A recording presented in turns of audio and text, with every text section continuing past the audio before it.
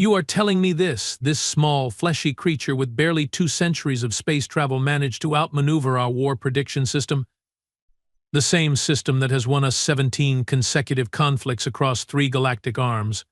Supreme Commander Vortak's upper eye ridges twitched violently as he glared at me, his secondary breathing sacs inflating with what I could only interpret as a mixture of rage and disbelief.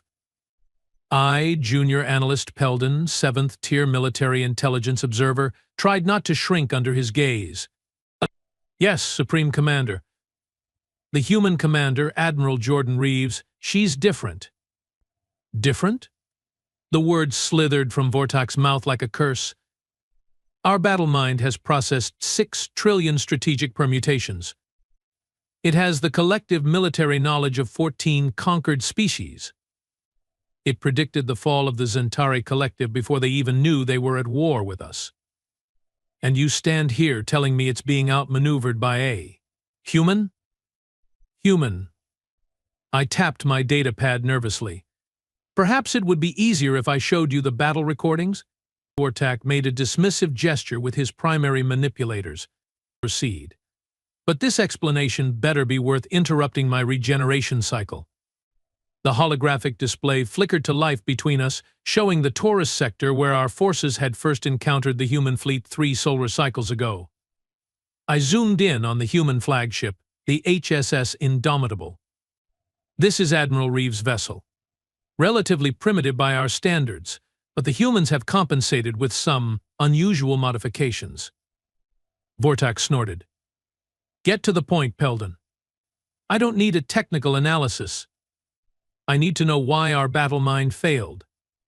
Yes, Commander. So as you can see, our initial approach followed standard procedure. Battle mind calculated a 97.3% chance of victory using the Talaxian pincer formation. The display showed our sleek, crystalline warships. No, not crystalline. I mentally corrected myself. Remembering the commander's aversion to that particular descriptor, our gleaming metallic warships forming the classic encirclement pattern that had broken enemy lines in the countless engagements. The human fleet should have broken formation here, I continued, highlighting the critical juncture in the battle. Every species we have encountered attempts to consolidate forces when faced with the pincer. Battle mind predicted the humans would retreat to Quadrant 7 and attempt to regroup. Vortak leaned forward. But they didn't. No, sir. They did this. I advanced the simulation. The human fleet suddenly split into 3 seemingly random groupings. Their formation made no strategic sense. Some ships clustered too tightly, others left completely exposed. From a military standpoint, it was madness. Battle mind recalculated and determined this was a desperation move. It adjusted our forces to capitalize on their apparent mistake. The simulation showed our ships shifting position, concentrating firepower on the exposed human vessels. And that's when it happened. The scattered human ships suddenly executed a series of maneuvers that, individually, seemed chaotic but collectively created a devastating effect.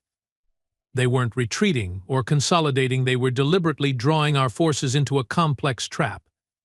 Within moments, our carefully arranged formation was in disarray, and the humans were picking off our ships one by one. Battle mind kept adjusting, but each new calculation was quickly rendered obsolete. It was as if the human admiral could predict what our AI would do before it did it. Vortak's face had darkened to a deep orange, a sure sign of his growing fury. Impossible. No organic mind can outthink battle mind. That's what we thought, sir, but after analyzing the battle data, I began to see a pattern. I switched the display to show Admiral Reeves' previous engagements. She doesn't fight like other commanders. She doesn't even fight like other humans. Her strategies appear irrational, even self-defeating, until suddenly they are not. You are suggesting she can predict our AI's predictions.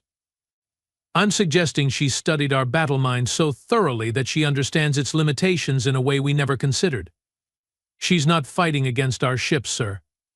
She's fighting against our algorithms. Vortak was silent for a long moment.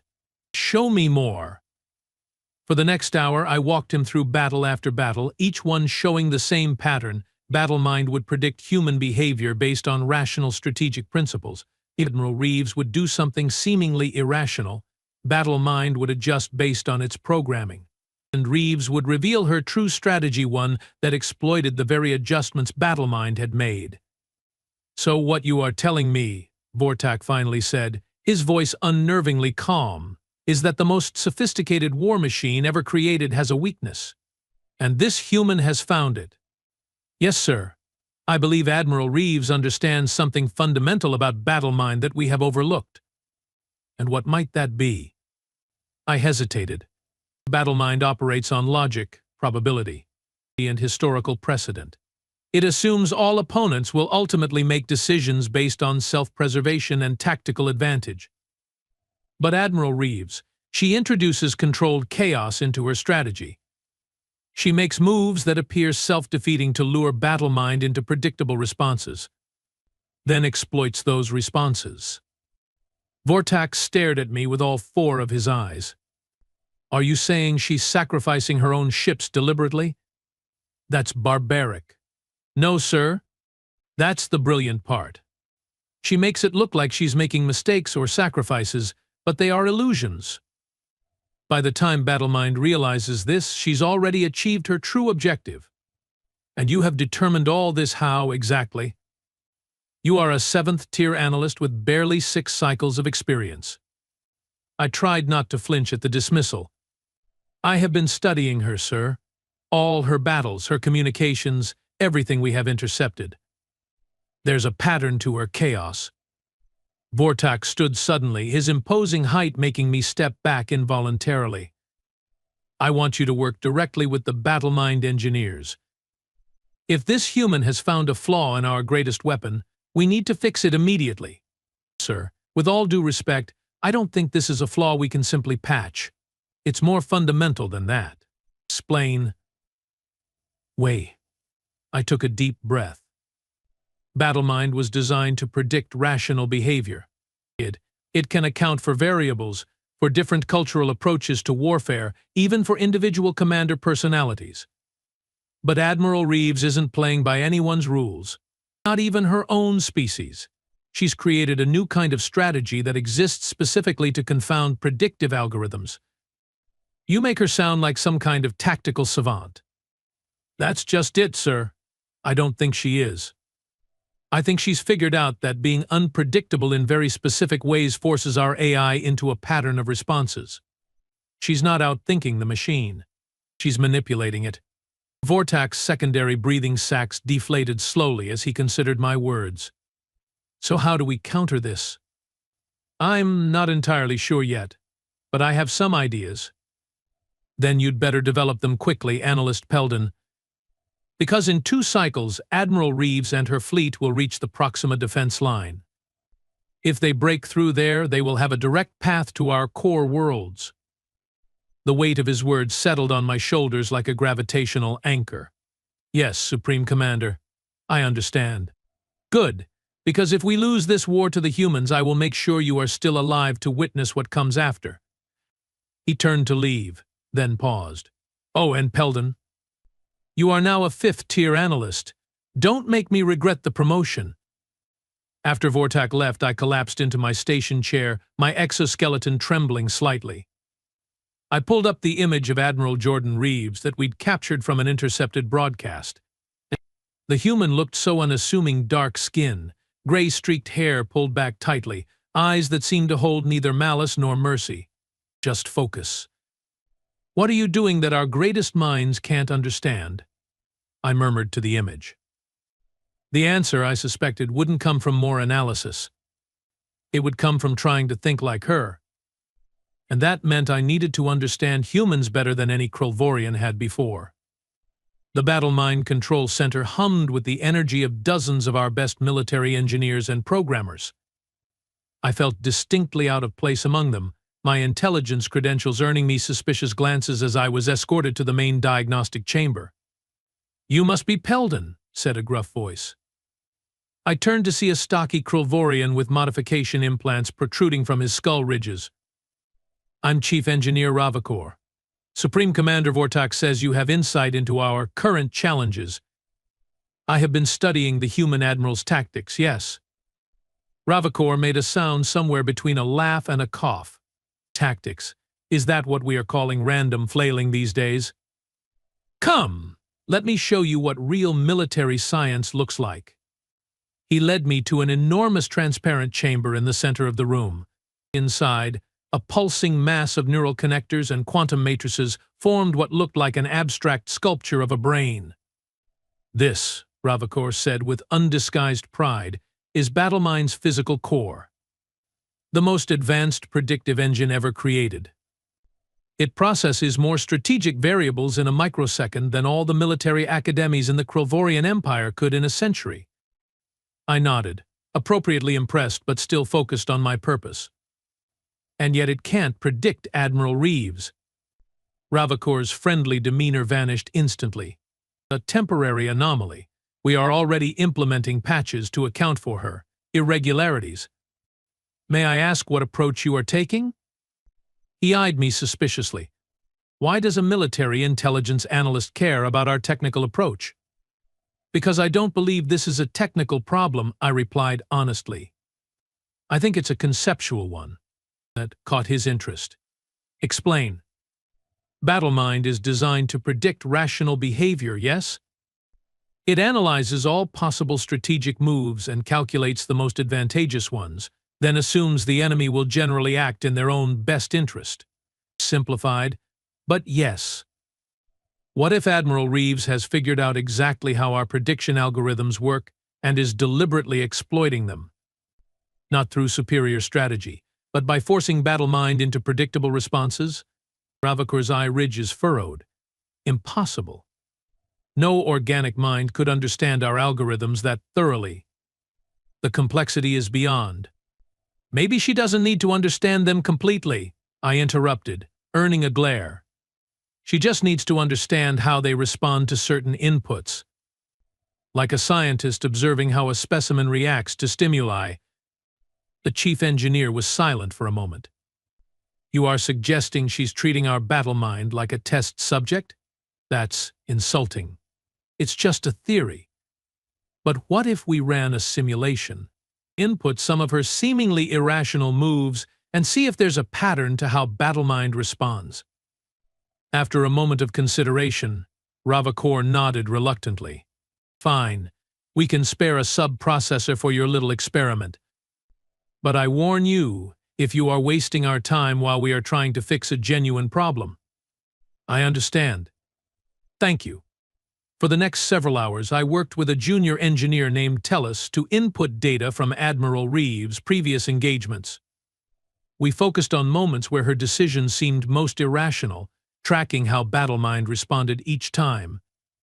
There, I said eventually, pointing at the pattern emerging on our display. See it? Tellus tilted his head. BattleMind adjusts by reinforcing the most successful previous strategy when faced with an illogical move. Exactly. It falls back on historical data rather than truly adapting. And look what Admiral Reeves does immediately after. She exploits the very formation BattleMind has chosen, Tellus finished, his voice tinged with awe. It's like she's trained it to respond predictably to unpredictability. Which means she's not outsmarting it in the traditional sense. She's manipulating it into a limited range of responses. Tellus looked troubled. But how could she possibly know enough about BattleMind to do this? The algorithms are our most closely guarded military secret. A chilling thought occurred to me. What if they are not as secret as we think? What if the humans have somehow obtained information about how BattleMind works? A spy. Impossible. The security around BattleMind is impenetrable. Nothing is impenetrable. And humans are resourceful. Our conversation was interrupted by a facility-wide alert. Red emergency lights pulsed throughout the control center as Ravakor rushed over to us. What's happening? I asked. Admiral Reeves has engaged our forces at the Proxima defense line, he said grimly. 2 cycles ahead of schedule. My blood ran cold. She's accelerating her timeline. Why? Unknown. but BattleMind is already calculating our response. I felt a sudden urgency. Chief Ravakor, based on our analysis, I strongly recommend temporarily disengaging BattleMind from direct battle control. Are you insane? Without BattleMind, our fleet commanders would be flying blind. But if Admiral Reeves is manipulating BattleMind's responses, using it is playing right into her hands. Ravakor looked at me as if I'd suggested we surrender the Empire. Absolutely not. BattleMind has won us 17 consecutive wars. We are not abandoning our greatest strategic asset based on the half-formed theories of a newly promoted fifth-tier analyst. I wanted to argue further, but the look in his eyes told me it would be pointless. Instead, I turned back to the battle display, watching as our forces engaged the human fleet. At first, everything seemed to be proceeding according to BattleMind's predictions. The human ships approached in a fairly standard formation, and our defenses responded with textbook efficiency. But then, just as before, Admiral Reeves' fleet began executing maneuvers that made no strategic sense. BattleMind is recalculating, Tellus whispered beside me. Watch what formation it chooses. Sure enough, faced with the humans' apparently chaotic movements, BattleMind directed our ships into a defensive posture that had proven effective in the Zentari conflict. It was a logical choice based on historical data, and it was exactly what Admiral Reeves wanted. The human ships suddenly converged from multiple vectors, targeting specific weak points in our formation that only became vulnerable because of how we had arranged our defenses. It was like watching a master game player who had memorized all possible board configurations. "They are breaking through," someone shouted from across the control center. Ravakor was frantically inputting commands. BattleMind is calculating a counter-strategy. It needs more processing power. "It won't help," I said, more to myself than anyone else. "She's not fighting the battle BattleMind is prepared for." As if to confirm my words, the human fleet executed another series of seemingly random maneuvers. BattleMind adjusted again, and again Admiral Reeves exploited the adjustment perfectly. "This is impossible," Ravakor muttered. "No commander could calculate these moves in real time." "I don't think she's calculating them in real time," I replied. "I think she planned this entire sequence before the battle even began, anticipating exactly how BattleMind would respond at each step." The battle continued to unfold with horrifying predictability. Despite BattleMind's processing power and the valor of our fleet, the Proxima defense line was breached in less than a standard cycle. Half our ships were destroyed or disabled. The path to our core worlds now lay open. The control center fell silent as the final casualty reports came in. Ravakor stood motionless before the main display, his expression unreadable. "Chief Engineer," I said cautiously, "I believe my theory has been proven correct. Admiral Reeves understands BattleMind's programming well enough to manipulate its responses. We need to completely rethink our approach before she reaches our core worlds." Ravakor turned to me, his eyes cold. "Your theory? Your theory is that our greatest technological achievement, the pride of Krelvorian military science, has been reduced to a predictable puppet by a human? Do you have any idea how absurd that sounds?" "The evidence." The evidence suggests a temporary tactical advantage, nothing more," he snapped. "BattleMind will adapt. It always adapts." "But that's just it," I insisted. "It's adapting exactly how Admiral Reeves wants it to.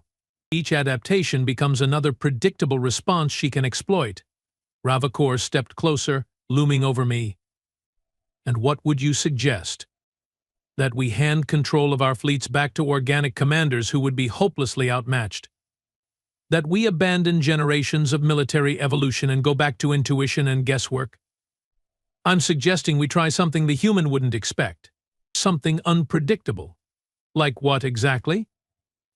I hesitated. "I don't know yet, but continuing to rely on BattleMind as we have been is playing into her hands." The chief engineer stared at me for a long moment, then turned to address his team. "Double the processing capacity allocated to strategic calculations. Implement the Mark VI adaptability protocols we have been testing. And someone get me a direct line to Supreme Commander Vortak. He turned back to me. You have had your say, Analyst Peldon. Now return to your post and let those of us with actual expertise handle this crisis. I wanted to protest, to make him understand what we were facing, but the dismissal was clear. As I left the control center, I could feel the weight of our impending defeat settling over me. Admiral Reeves had outmaneuvered not just our AI, but our entire way of thinking about warfare. And we were running out of time to figure out how to stop her. 2 cycles later, I was summoned to Supreme Commander Vortak's private strategy chamber. I entered with trepidation, half expecting to be demoted or worse for my failed intervention at the Battlemind Control Center. Instead, I found Vortak alone, studying a holographic display of the human fleet's advance toward our home system. Analyst Peldon, he said without looking up. You were right.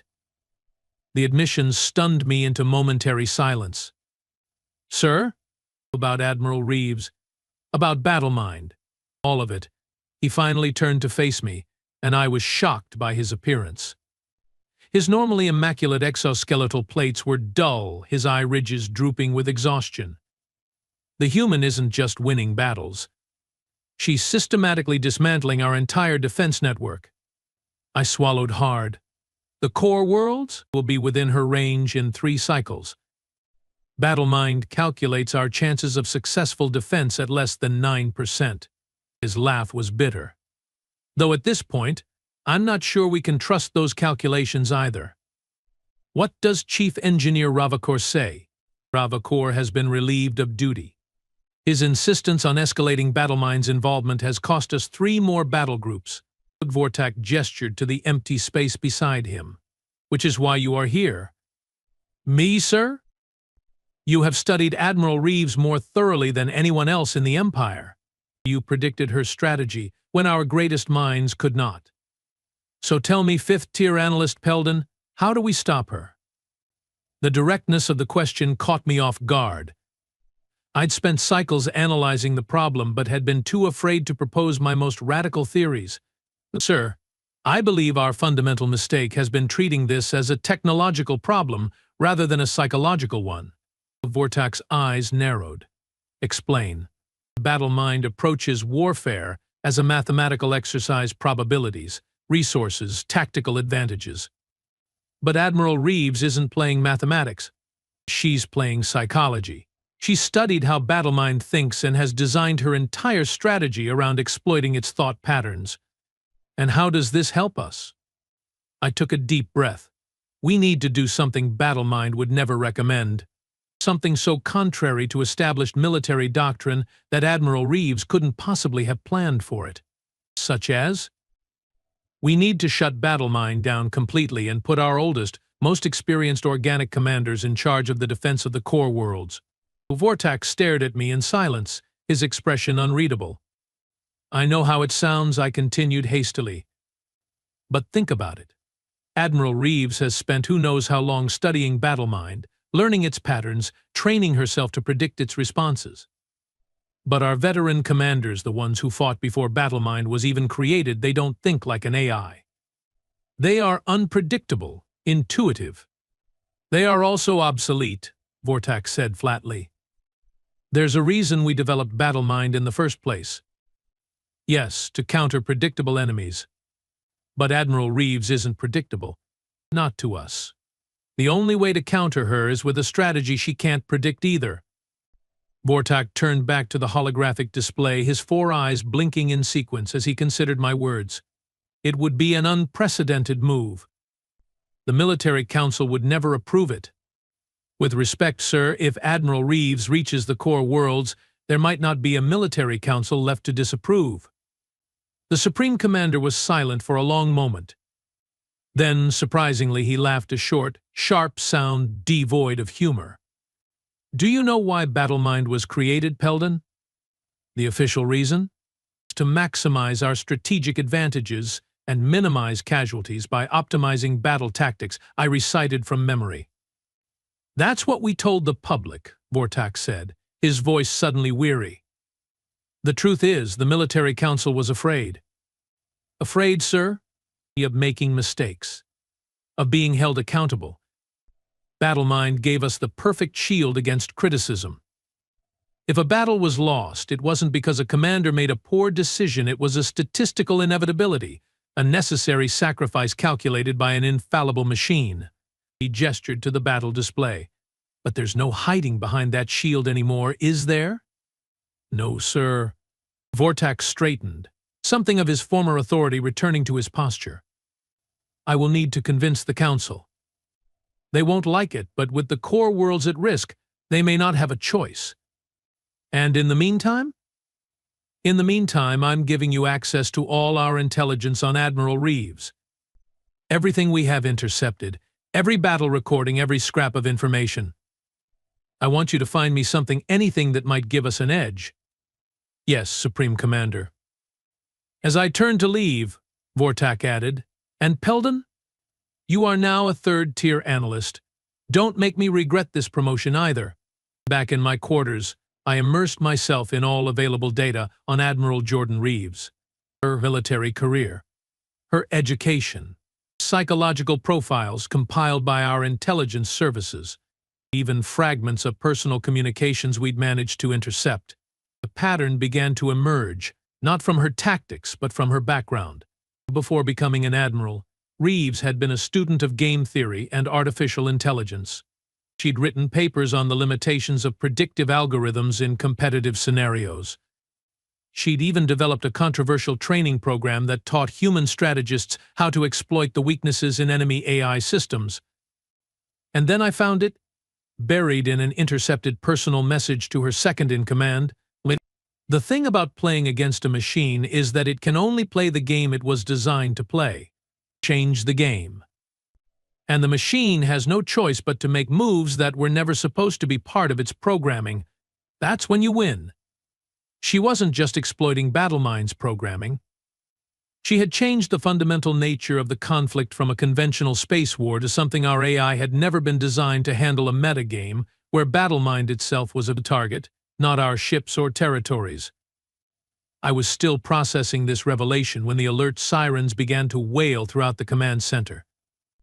Admiral Reeves' fleet had arrived at the outer defense perimeter of our home system, a full cycle ahead of even the most pessimistic predictions. The game was entering its final phase, and despite everything I'd learned, I still wasn't sure if we could change the rules fast enough to avoid defeat. The emergency council chamber was chaos when I arrived. Military officials shouted over one another while tactical displays showed Admiral Reeves' fleet advancing steadily toward our home world. Supreme Commander Vortak stood at the center of the storm, somehow maintaining his composure as the Krolvorian Empire's greatest crisis unfolded around him. Analyst Peldon, he beckoned me forward. Tell them what you told me. All eyes turned to me, and I felt my secondary breathing sacs constrict with anxiety. Among the assembled officials were some of the most decorated military minds in our history, commanders who had conquered worlds before I was even born. And here I was, a recently promoted third-tier analyst, about to tell them everything they knew about warfare was wrong. Esteemed council members, I began, my voice steadier than I felt. Admiral Jordan Reeves is not fighting a conventional war against us. She is fighting a war against our methodology itself. General Mortak, a veteran of the Zentari campaigns, snorted derisively. Spare us your philosophical musings, analyst. We need tactical solutions, not theories. With respect, General, this isn't philosophy. It's the key to understanding why we are losing. I activated the holographic display, showing the pattern of Admiral Reeves' attacks. The human admiral has been systematically targeting our reliance on BattleMind. Every seemingly irrational move she makes is designed to force our AI into predictable responses, which she then exploits. Preposterous, Mortak growled. No organic mind can outthink BattleMind. She's not outthinking it, I explained. She's manipulating it, like a puppet master who understands exactly which strings to pull. Fleet Commander Zavix leaned forward, her eye ridges furrowed. And you believe this because? Because I found this. I displayed the intercepted message from Reeves to her second-in-command. Admiral Reeves is an expert in artificial intelligence and game theory. She understood from the beginning that BattleMind could only operate within its programmed parameters. So she created a strategy specifically designed to exploit those parameters. Supreme Commander Vortak stepped forward.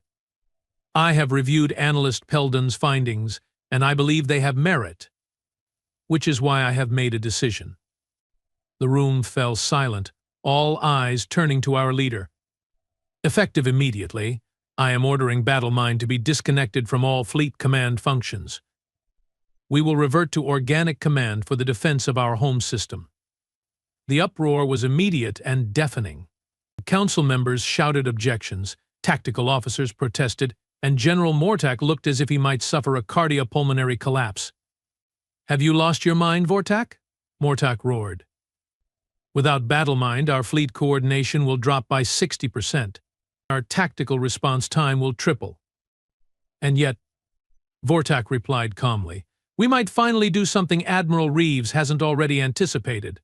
Fleet Commander Zavix raised her hand for silence. When the room quieted, she addressed me directly. Analyst Peldon, if what you suggest is true, then disconnecting BattleMind might prevent the human admiral from manipulating our responses. But it doesn't solve the fundamental problem. How do we defeat her? It was a fair question, and one I had been wrestling with since my discovery. Commander, I believe our best chance is to adopt a hybrid approach. We use our organic commander's intuition and experience, but informed by what we have learned about Admiral Reeves' methodology. You want us to think like the human? General Mortak asked incredulously. Not exactly. I want us to be unpredictable in the same way she is. To make moves based not on what's tactically optimal, but on what would be most disruptive to her expectations. The room fell silent as the implications of my suggestions sank in. It's madness, someone muttered. It's our only chance, Vortak countered. Unless someone has a better suggestion. No one did. Then it's settled. General Mortak, you will command the outer defense perimeter. Fleet Commander Zavix, you will coordinate our main battle group. And all of you will operate without BattleMind's guidance for the first time in 17 campaigns. As the council members dispersed to their assignments, Vortak turned to me. I hope you are right about this, Peldon. Because if you are wrong, we have just handed Admiral Reeves an even easier victory. I swallowed hard. Yes, sir. What are my orders? You will be with me in the command center. I want your eyes on everything Admiral Reeves does. If you see a pattern, any pattern, I need to know immediately. And what about BattleMind, sir? Completely shutting it down might. We are not shutting it down, Vortak interrupted. We are keeping it running in a parallel simulation mode. It will still generate predictions, but our commanders won't receive them unless I specifically authorize it. I nodded, seeing the wisdom in the approach. A control group. Exactly. If your theory is correct, we should see BattleMind continuing to fall into the traps Admiral Reeves sets, even as our organic commanders hopefully avoid them. As I followed Vortak to the central command post, I couldn't shake a nagging doubt. What if I was wrong? What if BattleMind, for all its predictability, was still our best chance against the human fleet? I might have just convinced the Supreme Commander to throw away our greatest advantage based on a theory. Too late for doubts now, I told myself. The game has changed, and we are the ones who changed it. Now we will see if Admiral Reeves can adapt as well as we hope we can. The command center hummed with tense energy as Admiral Reeves' fleet approached our outer defense perimeter. General Mortak stood before the tactical display, his 4 eyes narrowed in concentration as he studied the human formation. They are arranging into a modified Therian assault pattern, he observed. BattleMind would typically counter with a dispersed defense grid to minimize casualties from their first strike. And what will you do instead? Vortak asked. Mortak's mouth twisted into what passed for a smile among our kind. Something old. Something the military academies would call obsolete. He input commands to his fleet. I'm consolidating our forces into 3 concentrated groups and positioning them directly in the human's path. I studied the formation with confusion. But that would maximize our exposure to their initial barrage. Battle mind calculates such a formation would result in 23% higher casualties. Exactly, Mortak replied. It's reckless, inefficient, and exactly what no sane commander would do, which means it's exactly what Admiral Reeves won't expect. We watched in tense silence as the human fleet approached. On a secondary display, I could see battle mine simulation, where our ships were indeed arranged in the dispersed grid Mortak had described. Two different battles were about to unfold, one real, one virtual. They are in weapons range, an officer announced. Hold position, Mortak commanded. Let them make the first move. The human ships suddenly executed a complex series of maneuvers, breaking into smaller attack groups that would have been perfectly positioned to exploit gaps in the defense grid battle mind had recommended.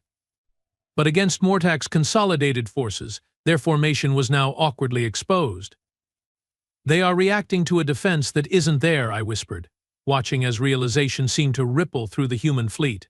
Their movements became hesitant, their previously coordinated attack now disjointed. Fire all batteries, Mortak ordered. Target their command ships. Our vessels unleashed a devastating barrage that caught several human ships completely unprotected. In the battle mine simulation, however, the humans were executing a perfect flanking maneuver against our dispersed forces, just as Admiral Reeves had undoubtedly planned. It's working, Vortak murmured beside me. She prepared for battle mine's response, not Mortak's. For the next hour, we watched as the battle unfolded in two dramatically different ways.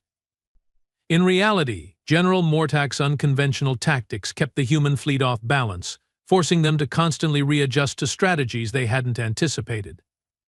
In the simulation, Admiral Reeves' forces cut through our battle mine-directed defenses with surgical precision.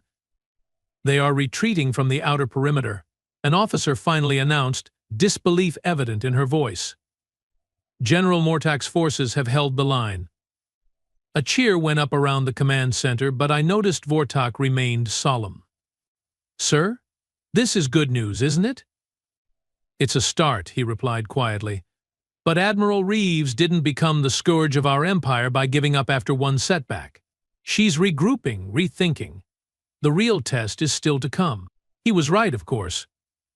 Within hours, the human fleet had reorganized and was approaching our secondary defense line, where Fleet Commander Zavix waited with our main battle group. Zavix, Vortak communicated, "You have seen Mortak's success. What's your approach?" The Fleet Commander's image flickered in the holographic display. With respect to General Mortak, Admiral Reeves will be expecting us to abandon battle mine's recommendations now. She will have adapted her strategy accordingly. So what will you do? I'm going to give her exactly what she expects, and then change the rules mid-game. Zavix's strategy soon became clear. Her fleet initially deployed in a traditional formation that closely mirrored what BattleMind would have recommended. As expected, the human ships arranged themselves to exploit the weaknesses in this approach. But just as Admiral Reeves' fleet committed to their attack vectors, Zavix's ships suddenly broke formation, executing a chaotic series of individual maneuvers that had no discernible pattern. It wasn't a coordinated fleet movement, it was dozens of ship captains acting on their own initiative, creating a battlefield environment of controlled chaos that no algorithm could have predicted. The human fleet faltered, caught between their planned strategy and this new, unpredictable threat. For a moment it seemed Zavix had achieved the impossible. She had created a scenario that even Admiral Jordan Reeves couldn't adapt to quickly enough. But then something changed. The human flagship, the HSS Indomitable, began broadcasting on an open frequency. To our shock, Admiral Reeves was directly addressing her fleet commanders, abandoning secure communications entirely. "She's giving orders in the clear," an intelligence officer reported incredulously. "We can hear everything she's saying." "Put it on," Vortak ordered. A human voice, calm, authoritative, female, filled our command center. "All ships, this is Admiral Reeves. Abandon pre-planned maneuvers. I repeat, abandon all pre-planned maneuvers. They have changed their approach. Sigma Protocol is now in effect. Each ship captain, use your best judgment." Protect your vessels and support your neighbors. This is no longer a coordinated battle, it's dozens of individual ones. Fight accordingly. I felt a chill run through me. She's adapting, I said. She's recognized our strategy and is matching it with her own version of controlled chaos. Can she do that? Someone asked. Just abandon her entire battle plan on the fly. Apparently, Vortak replied grimly, she can. What followed was unlike any space battle in recorded history. Both fleets had essentially dissolved into collections of individual combatants, each ship fighting its own war. There was no grand strategy, no predictable patterns, just moment-to-moment decisions made by organic minds on both sides. Battle Mind's simulation has crashed, an officer reported. It can't process the current battle conditions. There are too many independent variables. Good, Vortak said. That means Admiral Reeves can't predict what we will do next either. For hours, the battle raged with neither side gaining a decisive advantage. Ships were lost on both sides, but the chaotic nature of the engagement prevented either fleet from landing a knockout blow. It was warfare reduced to its most primal form, intuition against intuition, will against will. And then, unexpectedly, Admiral Reeves' voice came through our communications again. But this time she wasn't addressing her fleet. She was addressing us. This is Admiral Jordan Reeves of the Human Alliance to Supreme Commander Vortak of the Krylvorian Empire. I am requesting a temporary cessation of hostilities to discuss terms.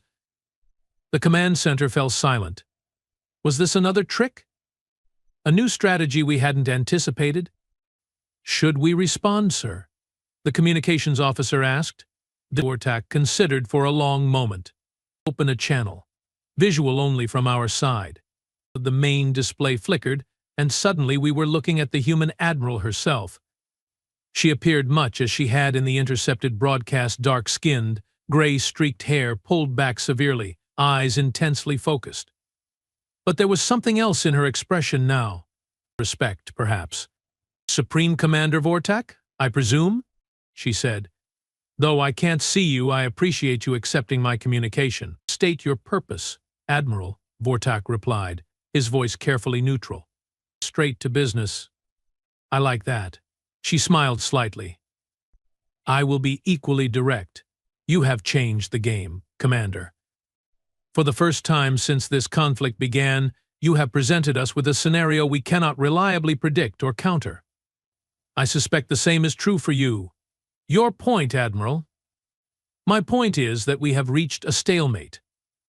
We could continue this chaotic battle for days, losing ships and lives on both sides, with no clear victor emerging. Or we could acknowledge the new reality and find a diplomatic solution. Vortak's eye ridges twitched in surprise. You are proposing peace talks.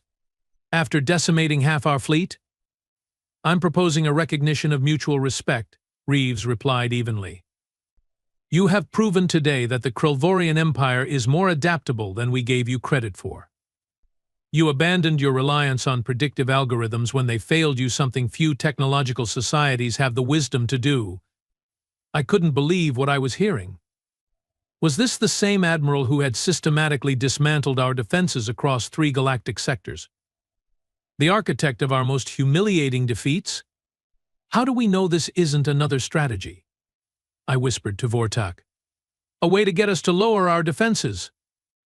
The Supreme Commander considered my words, then addressed Reeves again.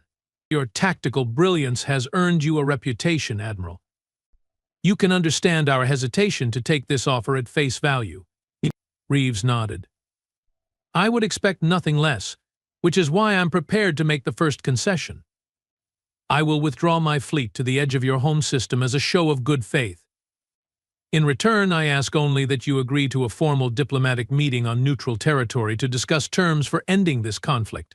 Vortak was silent for a long moment, weighing the proposal.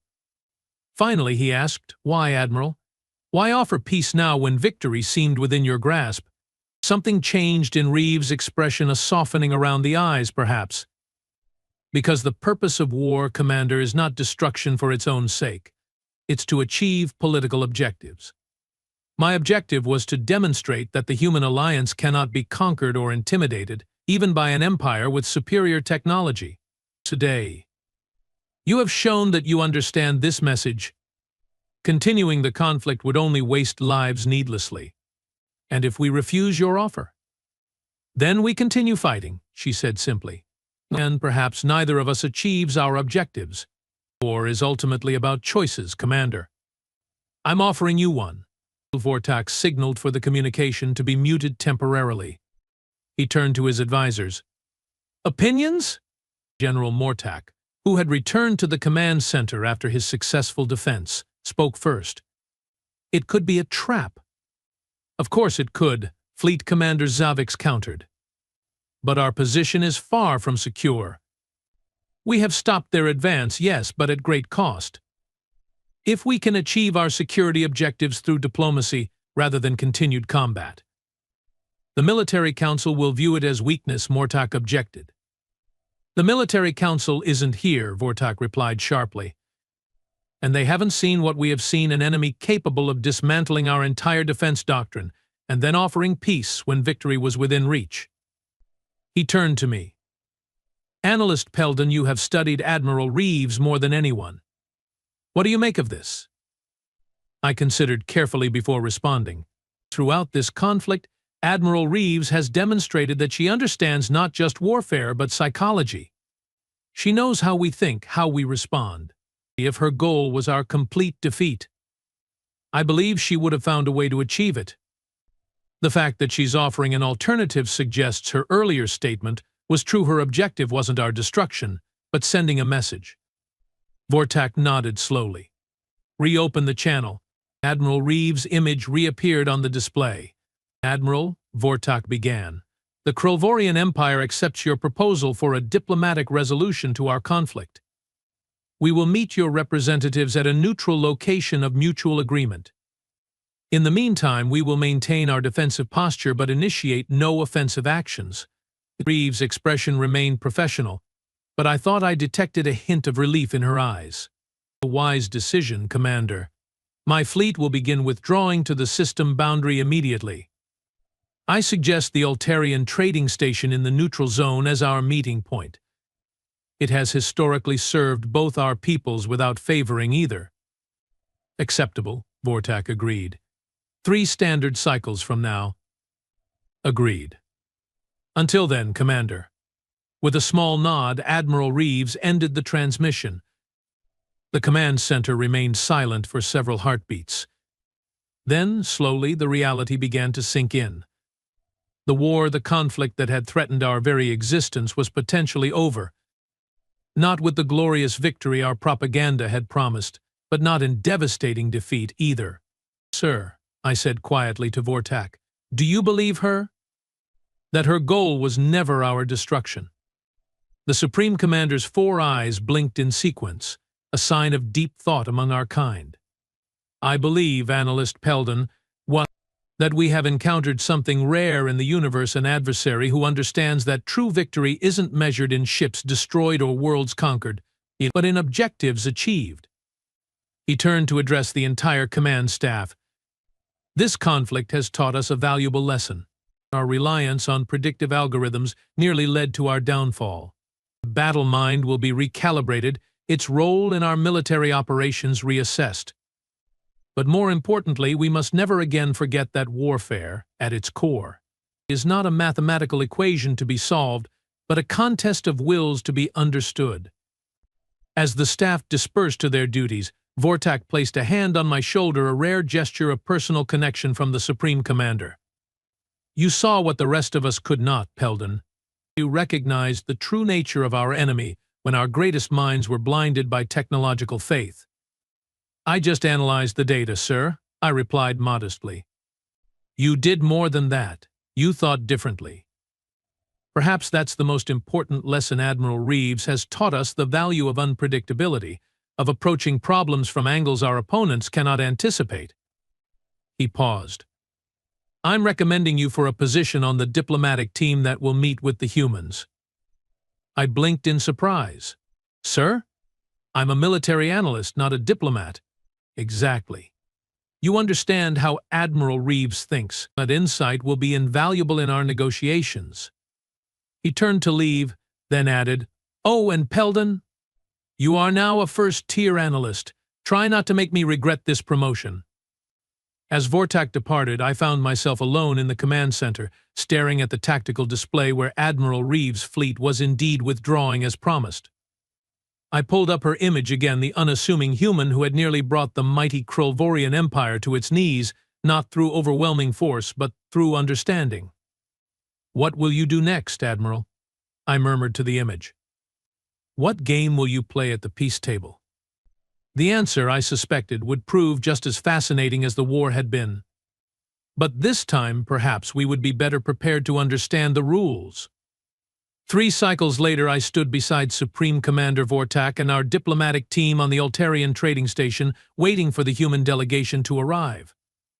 The neutral zone hummed with activity, merchants from a dozen species haggling over goods, travelers exchanging news, and now, the representatives of 2 warring powers meeting to forge peace. "Remember," Vortak instructed our team, "we are not here to surrender, but to negotiate." The humans have proven themselves worthy adversaries, but they have also shown wisdom in seeking a diplomatic solution. We must do the same. The station's main doors slid open, and Admiral Jordan Reeves entered, flanked by her own delegation. In person, she seemed smaller than I had imagined. More human in the literal sense, not the towering strategic genius who had outmaneuvered our greatest military achievement, but a person of flesh and blood who had carried the weight of war on her shoulders. Our eyes met briefly as the delegations approached each other, and I was surprised to see recognition in her gaze. Somehow she knew who I was. The formal introductions began, each side presenting their representatives. When my turn came, Supreme Commander Vortak added, "First-tier analyst Peldon was instrumental in helping us understand the true nature of our conflict." Admiral Reeves smiled directly at me, the one who figured it out. "I wondered who had convinced your military to abandon battle mind. It seems I owe you a debt of gratitude, Analyst Peldon." "Gratitude?" I couldn't hide my confusion. "I helped counter your strategy. You helped prevent a prolonged conflict that would have cost countless more lives on both sides," she corrected gently. "That deserves gratitude, regardless of which side you fought for." As the diplomatic proceedings began in earnest, I found myself seated directly across from Admiral Reeves. While our leaders discussed territories and security guarantees, I finally gave in to my curiosity. "May I ask you something, Admiral? Off the record?" She nodded. "Of course. How did you know? How did you understand BattleMind's weaknesses so thoroughly when even its creators didn't see them?" Reeves considered my question thoughtfully before answering. "Human history is filled with examples of superior technology being defeated by those who understood its limitations. Your BattleMind was a magnificent achievement, perhaps the most advanced predictive engine ever created. But it was still a product of its programming, bound by the parameters its creators established. And you found those parameters. I studied every engagement your empire had fought since BattleMind's implementation. I looked for patterns not in what your ships did, but in how BattleMind made decisions. Every AI, no matter how advanced, has biases built into its core programming, preferences for certain types of solutions, aversions to others. Once I understood those biases, I could design strategies specifically to exploit them." I nodded slowly. "You weren't fighting our ships at all. You were fighting our methodology." "Exactly. War isn't just about firepower or even tactics. It's about understanding how your opponent thinks, their assumptions, their blind spots, their deepest beliefs about how conflict should be conducted." "And now? What happens when the peace is signed?" Admiral Reeves leaned back slightly, her expression thoughtful. "Now comes the harder part. Understanding each other not as enemies, but as potential allies, but learning to see value in our differences rather than threats." She extended her hand across the table, a human gesture of agreement or greeting, I knew from our cultural briefings. After a moment's hesitation, I extended my primary manipulator to meet it. "To understanding Analyst Peldon," she said, the greatest weapon and the strongest peace we can ever forge. To understanding, Admiral Reeves, I replied, feeling the strange warmth of human skin against my exoskeletal plates, and to changing the game when the rules no longer serve.